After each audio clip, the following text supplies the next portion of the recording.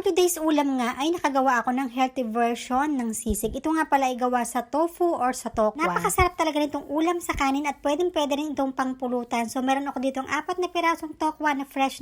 Kakabili ko lang yung kahapon. Hiniwa ko lang ito sa gitna. Dahil nga ang unang gagawin ko dyan sa tokwa ay ipiprito muna na natin siya. Ganito talaga ako magprito ng tokwa. Hinahati ko lang siya sa gitna. Naglagay na nga ako dito ng mantika at nag-umpisa na nga ako magprito. Yung apoy ko nga pala dyan ay hininaan ko lang ng konti. Kasi nga habang nagpiprito ako ng tokwa ay maghahanda na ako ng aking gagamiting sangkap. Dito nga ay nagbalat at naghiwa na ako nito mga sibuyas. Ang gamit ko nga pala dyan ay sibuyas na kulay pula. Pero pwede na naman kayong gumamit dito ng kulay puti. Pero mas maganda talaga yung kulay pula kasi mas malasa iyon. So naghiwa na rin ako dito ng dahon ng sibuyas syempre. Dahil itong dahon ng sibuyas syempre ilalagay natin yan mamaya pan-topping. So ayan, naprito na nga yung aking mga tokwa. Ayan, nilagay ko muna dito sa kitchen towel para masipsip naman yung excess na oil. At dito nga ay naghiwa na ako ng 2 pirasong sili. Masarap kasi ang sisig talaga kapag medyo maanghang ng konti. Ayan, 2 piraso lang yung nilagay ko kasi konti lang naman yung aking gagawin. Syempre kapag may kasama kayong batang kakain, huwag yun na lang lagyan ng sili. Ayan, naghiwa na rin pala ako dito ng mga kalamansi, 4 na piraso yan. At dito nga sa isang bowl ay naglagay na ako nitong mayonnaise, siguro mga 3 kutsara lang. At naglagay na rin ako dito ng black pepper at saka ng white pepper. At naglagay na lang pala ako dito ng 2 tablespoon ng dark soy sauce. Ayan, pagkatapos ay piniga ko na nga itong mga kalamansi. Syempre hindi natin isasama yung mga buto. Alam nyo ba, kung tatanungin ako sa lemon at saka itong kalamansi, mas bet ko talaga itong kalamansi kasi mas mabango siya kapag nilalagay siya sa mga ulam. Lalong-lalo na kapag gumagawa kayo ng sausawan, ay naku, mas masarap talaga yung kalamansi. At para naman syempre may pandagdag tayo doon sa ating tokwa, hindi naman siya boring. So naghiwa na rin ako dito ng 2 pirasong hotdog. Hiniwa ko lang siya ng maninipis na parang ganito. Magiging masarap kasi yung aking gagawin sisi kapag nilagyan natin ng konting hotdog. So ayan, hiniwa ko na nga itong mga tofu. Pali ganyan lang yung pagkakahiwa ko. Maliliit lang din. Pero syempre kung kayong gagawa ay nakadepende na sa inyo kung gaano kalaki at gaano hiwa yung gusto nyong gawin sa inyong tokwa. Dahil nga itong ginawa kong sisig ay low budget, diba? Napakamura lang naman ang tokwa sa Pilipinas. Sa mga palengke, diba meron? Magkaroon na kaya ang presyo ng tokwa sa Pilipinas? At dito nga ay nag-start na nga akong mag-isa. Sa isang kawali ay naglagay ako ng konting butter at saka ng sibuyas. Bayan, hinalo-halo ko ng konti. At syempre, inilagay ko na rin yung mga sili para naman syempre, labas na labas yung mga anghang. At nung piling ko nga ay luto na yung sibuyas, so inilagay ko na rin itong mga hotdog. Ito-toast ko lang ito ng konti. Pagkatapos niyan ay nilagay ko na rin itong mga tokwa. Napakabango talaga nitong aking niluluto. Ayan na nga, at pagkatapos niyan ay hinalo-halo ko lang ito ng kaunti, na mga 1 minuto lang siguro, at inilagay ko na nga ng paunti-unti yung ginawa kong sauce kanina. Hininaan ko na rin pala yung apoy niya para hindi naman siya masunog. So, madali lang itong maluto, mga 1 minuto na lang ay okay